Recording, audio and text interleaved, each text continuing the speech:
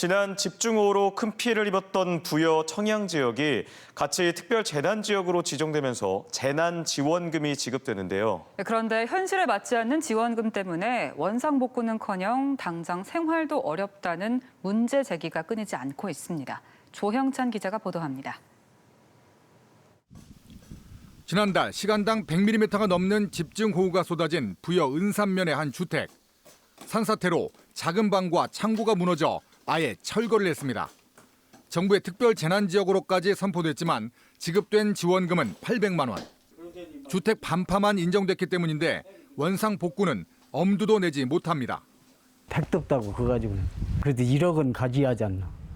여기 손해본 건 말고 복구만 하는데 임시 생활할 수 있는 정도로는 하고 이제 차츰해야죠. 인근의 또 다른 80대 이재민은 한 달 넘게 마을회관에서 생활하고 있습니다. 평생 모은 재산과 자식들의 지원까지 합해 2억여 원을 들여 6년 전 새로 지은 집이 수해로 형체도 없이 사라졌기 때문입니다. 그런데 정부 지원금은 1,600만 원뿐.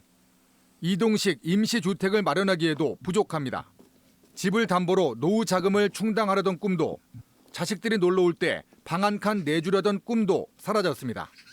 이동주택 거기라도 사는 게 꿈이죠. 뭐 대가 거기라도 살 수 있으면 다행이죠. 그거 아니면 뭐 할 재간이 없어요. 지난 집중호우로 특별 재난지역으로 선포된 부여와 청양에는 86억여 원이 지원됐지만 복구비로는 턱없이 부족한 게 현실입니다.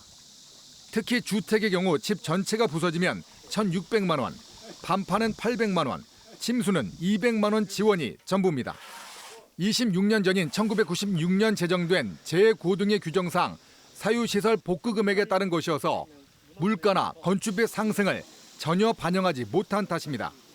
주택의 규모, 연식, 그리고 가격 이런 거에 따라서 좀 구분을 해서 세분화해서 피해 보상을 할 필요가 있다. 전체적으로는 보상 비율이 지금 현실에 맞지 않게 턱없이 낮으니까 어느 정도 선까지는 올려줘야 된다. 피해가 반복되는 시군들은 또 특별 재난 지역에 포함되지 않으면 사유지는 아예 지원을 받지 못한다며 충남도 등 광역단체에 직접 지원 조례도 마련하고 실제 복구비의 50%까지는 지원이 가능하게 해야 한다고 촉구하고 있습니다. MBC 뉴스 조형찬입니다.